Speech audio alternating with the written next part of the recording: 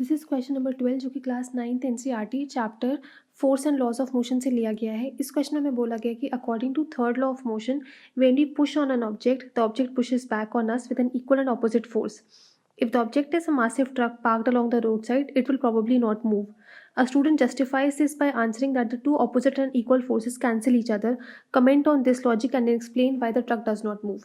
तो हमें क्या पता है, थर्ड लॉ ऑफ मोशन कहती है कि when we push on an object the object pushes back on us with an equal and opposite force. ठीक है, सबसे पहली बात जो थर्ड लॉ बोलती है वो क्या बोलती है कि जो इक्वल एंड ऑपोजिट फोर्सेस होते हैं वो एक बॉडी पे काम नहीं करते, वो टू डिफरेंट बॉडीज पे काम करते हैं।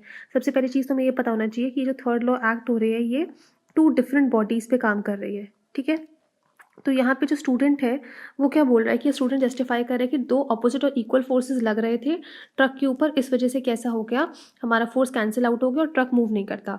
तो the logic given by the student that the two opposite and equal forces cancel each other and hence the truck do not move is wrong because the forces of action and reaction do not act on the same body. ये किस पे काम करते हैं, ये दो different bodies पे काम करते हैं।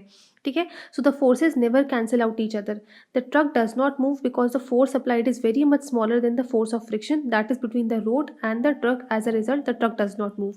Actually होता क्या है, जब हमने ट्रक के ऊपर हमने अगर कोई फोर्स लगाया, ठीक है, तो ट्रक और रोड के बीच में फ्रिक्शन फोर्स होगा। ट्रक अगर आगे मूव करा रहे हैं हम, तो फ्रिक्शन फोर्स कहाँ पे काम करता है, फ्रिक्शन फोर्स पीछे के डायरेक्शन में काम करेगा। तो हमने जो फोर्स लगाया ट्रक को मूव करने के लिए वो बहुत ही छोटा था as compared to friction force जो एक्ट कर रहा है ट्रक और रोड के बीच में। तो उस हमारा फोर्स अप्लाइड बहुत लेस था as compared to friction force, तो जिस वजह से क्या हुआ, ट्रक मूव नहीं किया। द लॉजिक इज नॉट कि ऑपोजिट और इक्वल फोर्सेज थे तो कैंसिल आउट हो गए, क्योंकि ऑपोजिट और इक्वल फोर्सेज जो होते हैं वो हम एक ही बॉडी पे नहीं लगाते, वो डिफरेंट डिफरेंट बॉडीज़ के रिस्पेक्ट में हम बात करते हैं। तो यहाँ पे बॉडी तो हमारे पास सिर्फ ट्रक ही है। ठीक है, तो यहाँ पे हमारा जो रीज़न है ना मूव करने का ट्रक का वो ये था कि फ्रिक्शनल फोर्स इतना ज़्यादा था कि हमारा जो फोर्स अप्लाइड था वो बहुत कम था उसके सामने, इस वजह से हमारा ट्रक मूव नहीं कर पाया।